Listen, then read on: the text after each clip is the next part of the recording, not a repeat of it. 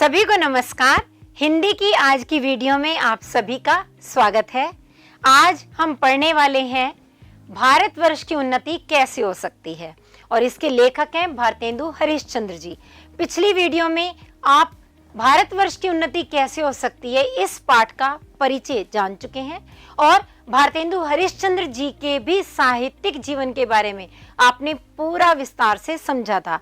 आज हम इस पाठ के मुख्य बिंदुओं पर विचार करेंगे। तो चलिए देखते हैं भारतेंदु जी ने इस पाठ में क्या समझाने का प्रयास किया। यह एक सांस्कृतिक निबंध है। सांस्कृतिक निबंध से क्या अभिप्राय हुआ कि भारतीय संस्कृति से जुड़े विभिन्न पक्षों को उभारने वाला यह निबंध है, जिसमें भारतेंदु हरिश्चंद्र जी ने बलिया के ददरी मेले में दिसंबर 1884 में एक भाषण दिया था। वही भाषण बाद में निबंध के रूप में संकलित हुआ और आपको यह भारतवर्ष की उन्नति कैसे हो सकती है पाठ पढ़ने का सुअवसर मिला। इसको बलिया का व्याख्यान के नाम से भी जाना जाता है और निबंध की भाषा शैली सरल व प्रवाहपूर्ण है। क्यों है सरल व प्रवाहपूर्ण? क्योंकि भाषण ऐसे दिया जाता है ताकि सुनने वाले आसानी से उसे समझ सकें और उन पर उसका कुछ ना कुछ प्रभाव भी अवश्य पड़े। और इसे व्यंग्यों, मुहावरों, पुरानी हिंदी के शब्दों के प्रयोग से प्रभावशाली बनाया गया है। इस निबंध में हमें जो मुख्य बातें देखने को मिलती हैं उनमें सबसे पहली बात तो यह है कि भारतेंदु हरिश्चंद्र ने भारतवर्ष की समस्या की जड़ आलस को बताया है। उनके अनुसार यदि भारतीय आलसी बनकर बैठे रहेंगे तो देश आगे कभी नहीं बढ़ पाएगा। इसीलिए हमें क्या करना है? मेहनत करनी है, आलस को छोड़ना है। उन्होंने इंग्लैंड से सीख लेने, जाति, धर्म, संप्रदाय का मतभेद मिटाने और अपनी भाषा में ही देश की उन्नति के लिए जुट जाने का आह्वान किया है। कहने का अर्थ ये हुआ कि भारतेंदु जी चाहते थे हमारे देश की जो मुख्य भाषा है, कौन सी मुख्य भाषा है? हिंदी भाषा। तो हिंदी भाषा में ही हम बात करें, हिंदी भाषा में ही अपने काम करें, जिससे कि हमारा देश आगे बढ़े। तो इसीलिए अपनी भाषा में देश की उन्नति के लिए जुट जाने के लिए लोगों को उन्होंने प्रेरित किया। और भारतेंदु जी ने यह कहा कि लोगों ने धर्म नीति और समाज नीति का घालमेल कर दिया है। अर्थात धर्म नीति और समाज नीति को लोग एक मानने लगे हैं, जबकि इन दोनों को अलग अलग रखना चाहिए। धर्म नीति के नियम अलग हैं, समाज नीति के अलग हैं और उन्हीं नियमों के अनुसार ही हमें कार्य करना चाहिए। लोगों ने धर्म का वास्तविक मतलब नहीं समझा, बल्कि व्यर्थ की बातों को ही वास्तविक धर्म मान लिया है। वे ये चाहते थे कि धर्म के अनुसार हम चलें अवश्य, लेकिन ढकोसलों में, पाखंडों में ना पड़े। और इसीलिए वास्तविक धर्म यह है कि हम मानवता की सच्ची सेवा करें, ना कि दिखावेबाजी में पड़े रहें। भारतेंदु जी वास्तविक धर्म केवल ईश्वर के चरणों का भजन मानते हैं और ईश्वर चाहे किसी भी रूप में हो, राम, रहीम, अल्लाह, वाहेगुरु, कोई भी रूप हो, परंतु यदि हम सच्चे दिल से ईश्वर की पूजा करते हैं तो वही वास्तविक धर्म है। और समाज के धर्म को देश, काल और परिस्थिति के अनुसार बदला जा सकता है।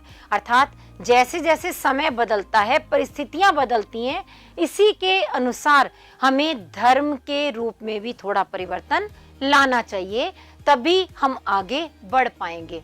ऋषियों और महापुरुषों के वंशजों ने अपने पूर्वजों का मतलब ना समझकर नए नए धर्म बनाकर शास्त्रों में रख दिए। मतलब शास्त्रों में जो धर्म का विधान किया गया है उसमें भी वास्तविक अर्थ को समझने की बजाय जब उनकी व्याख्या की गई तो उसमें नए नए धर्मों का रूप डाल दिया गया। आज देश काल के अनुकूल, उपयोगी और उपकारी बातों को ग्रहण करने की जरूरत है। जो आज के समय के अनुरूप हमें चाहिए, उसी के अनुरूप हमें थोड़ा सा बदलाव भी करना ही होगा। लकीर के फकीर बनकर के यदि हम रहेंगे तो हम आगे नहीं बढ़ पाएंगे। और इसीलिए लेखक कहते हैं कि अनेक समाज विरुद्ध किंतु धर्म शास्त्रों में विधान रखने वाली बातों को, जैसे कि जहाज का सफर, विधवा विवाह आदि को चलाना चाहिए। जैसे पहले क्या था कि यदि कोई स्त्री विधवा हो गई, उसके पति की मृत्यु हो गई, तो उसे जीवन भर ऐसे सफेद कपड़ों में बिना श्रृंगार के और अनेक नियमों में बंद करके रहना होगा। उसे पुनः विवाह करने की अनुमति नहीं थी।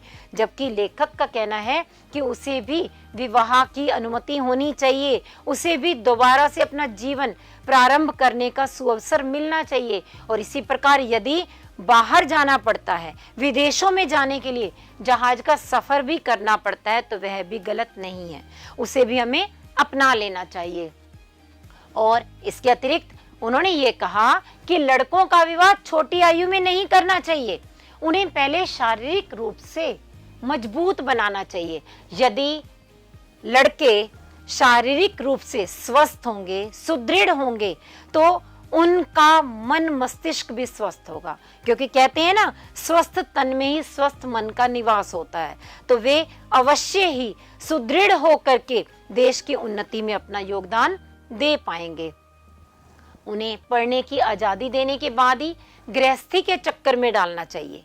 मतलब घर गृहस्थी का बोझ उन पर पहले से ही छोटी आयु में नहीं डालना, अपितु उन्हें पहले पढ़ाना है, उन्हें सक्षम बनाना है, उसके बाद ही उन्हें घर परिवार की जिम्मेवारी सौंपी जानी है। और ऐसे लड़कियों को भी शिक्षा दी जाने की जरूरत है, जिससे कि वे भी देश और कुल धर्म की बातों को सीख सकें और अपना योगदान दे सकें।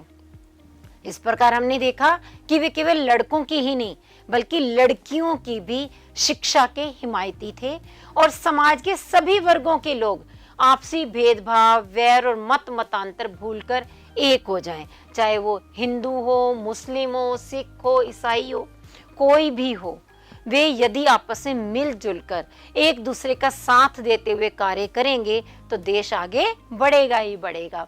और छोटी जाति के लोगों का तिरस्कार ना करके उन्हें समाज की मुख्य धारा में शामिल करना चाहिए। तिरस्कार करना मतलब अपमान करना। यदि शूद्र लोगों को हम छोटा समझ करके अपमानित करते हैं और उन्हें अपने साथ उठने बैठने की भी अनुमति नहीं देते, तो हम आगे नहीं बढ़ सकते। क्यों?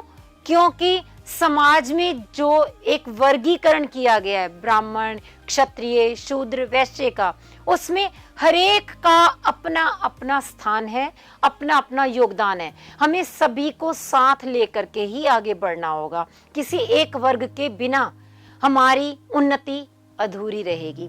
तो इसीलिए देश की उन्नति के लिए जरूरी है कि हम सभी जातियों के, सभी धर्मों के लोगों को एक साथ लेकर के चलें।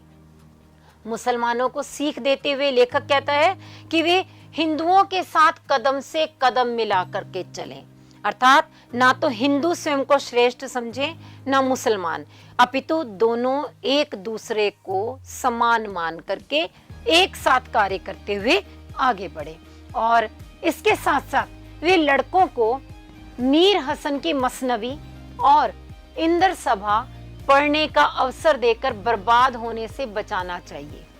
मतलब कुछ पुस्तकें ऐसी हैं जो व्यक्तियों को पढ़ने से रोकना चाहिए। हमें ऐसी पुस्तकें जिससे कि लड़के बिगड़ सकते हैं, ऐसी पुस्तकों को पढ़ने की अनुमति उन्हें नहीं देनी चाहिए।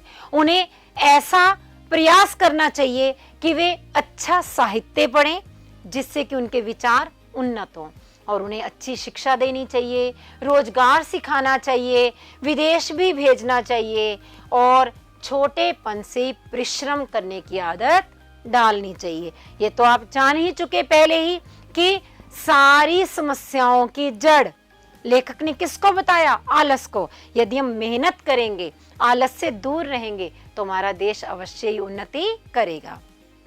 इसी के साथ ही ये पाठ समाप्त होता है, किंतु आपके लिए कुछ अभ्यास कार्य भी है। और वह अभ्यास कार्य क्या है कि लेखक जनता से मतांतर छोड़कर, आपसी भेदभाव छोड़कर आपसी प्रेम बढ़ाने का आग्रह क्यों करता है। और इसी तरह एक अन्य प्रश्न है कि अपने देश में अपनी भाषा में उन्नति करो, इससे लेखक का क्या तात्पर्य है, आप इसे वर्तमान संदर्भों में सोचिए और इसकी प्रासंगिकता पर भी अवश्य विचार कीजिए। तो इसी के साथ ही ये पाठ समाप्त होता है। आप अंत तक इस वीडियो के साथ रहे। धन्यवाद। फिर मिलेंगे हम अगले वीडियो में।